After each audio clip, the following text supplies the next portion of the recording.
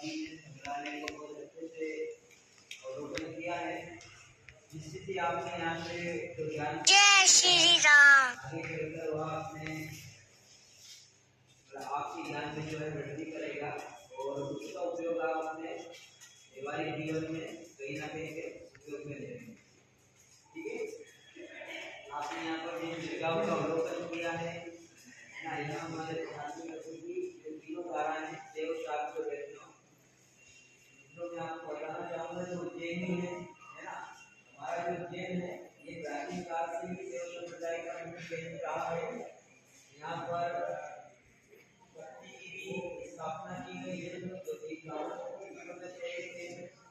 आपने नाम सुना होगा, एक क्या है होंगे आप सभी माता देवी के दर्शन किए हैं आप सभी ने। इसके अलावा भगवान कृष्ण का भी यहाँ पर विशेष स्थान है। पता है सभी को है ना,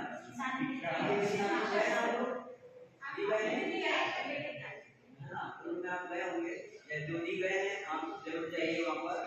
भगवान श्री कृष्ण अपने भाई बलराम और उनके मित्र सुदामा है ना, उन्होंने अपना जो शिक्षा का जो केंद्र था उनका वह यहीं पर उज्जैन में संजीवनी आश्रम जो रहा है, संजीवनी ऋषि के आश्रम में शिक्षा प्राप्ति की है।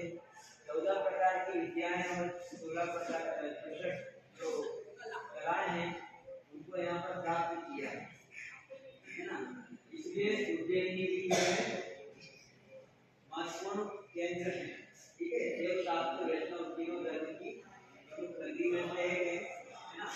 आपने इन तीनों का समावेश कला एवं पुरातत्व के माध्यम से यहाँ पर देखा है ना। उन तीनों के बारे में कुछ चर्चा करनी हो, कुछ विचार मतलब आपके कोई प्रश्न वगैरह हो तो आप कर सकते हैं। तो प्रश्न यहाँ करिएगा, कोई जिज्ञासा है? एक पूछना था, जैसे उज्जैन में पढ़े हैं प्रश्न, और एक वो नारायणा में भी है उनके वो जी, तो यहाँ से वहाँ कैसे जाते थे, क्या था वो चीज? मैं आपको आपकी जो तो हम लोग तो ये सोचते थे कि इतनी दूर जाते थे वो क्या नारायणा में है ना। हाँ जी, सुदामा जी का। देखिए मैडम ने बहुत अच्छा प्रश्न किया है आप सभी की ओर से है ना। भगवान कृष्ण जब यहाँ पर शिक्षा प्राप्त करने के लिए आए थे तो जिस आश्रम में वहाँ रुके थे गुरु शांतिपनि जी के आश्रम में, तो गुरु माता की आज्ञा से वहाँ लकड़ी बीनने के लिए है ना जंगलों में जाते थे। और वहाँ जो जंगल था नारायणा नामक एक स्थल है ना, जहाँ पर स्वर्णगिरी पर्वत है।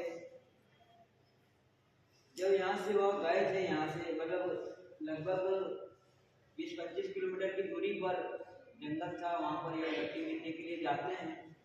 तो जाते तो भगवान श्री कृष्ण तो अपने आप में प्रभु हैं, तो हम इतना उन पे मतलब शंका नहीं रख सकते क्योंकि भगवान साथ में जैसे सुदामा भी थे। हाँ जी, सुदामा जी भी अंतर्यामी थे, हम सर्वव्यापी थे। आप सभी ने सुना होगा जो एक चने की टोकरी जो है उनको गुरु माता ने दी थी। भगवान श्री कृष्ण और सुदामा जी दोनों जाते हैं वहाँ पर लकड़ियाँ बीनने के लिए। तो उनको कहा जाता है कि जब भी आपको भूख लगे तो आप ये चने से अपनी भूख मिटा लेना है ना। वहाँ जो चने थे वहाँ भी श्रापित थे, या भी आपने सुनी होगी स्टोरी है ना। तो जब ये वहाँ पर जाते हैं तो जो चने हैं भगवान श्री कृष्ण के भी हिस्से के चने सुदामा जी खा लेते हैं है ना। वह इसलिए खा लेते हैं क्योंकि वह जो चने हैं वह श्रापित चने थे जो कि किसी एक वृद्ध माँ की कुटिया में रखे हुए थे, जिनको चोर चुरा के ले गया था। और जाते समय वह शांतिपनि आश्रम में जब उसने देखा कि अरे इसमें चने हैं तो वो वहाँ पर फेंकते हुए चले गए थे।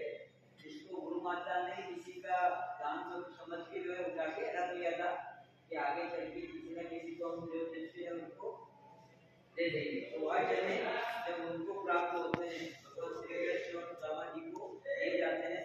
तो सुदामा जी को यहाँ तक सुदामा जी जो है अपने आप में बहुत बड़े विद्वान हैं, उनको यह पूर्व से ही ज्ञात था कि यह चने श्रापित है, और यदि यह चने मेरा मित्र रिक्वेस्ट में खा लेगा तो वह दरिद्रता का भागी बनेगा, है ना। इसलिए वह चने भगवान श्री कृष्ण को ना खिलाते हुए स्वयं खा लेते हैं, जिससे दरिद्रता का जो पाप है वह पूरा अपने ले लेते हैं, है ना। मैडम ने जो प्रश्न किया था कि यहाँ से वहां तक मतलब जो लकड़ियां बीनने गए हैं, तो इनकी इस तरह की लीला रही है भगवान श्री कृष्ण की और गुरु शांतिपनी की, कि जब यहाँ से वो वहां पर जाए तो स्वर्णगिरी पर्वत है वह अपने आप में विशेष है।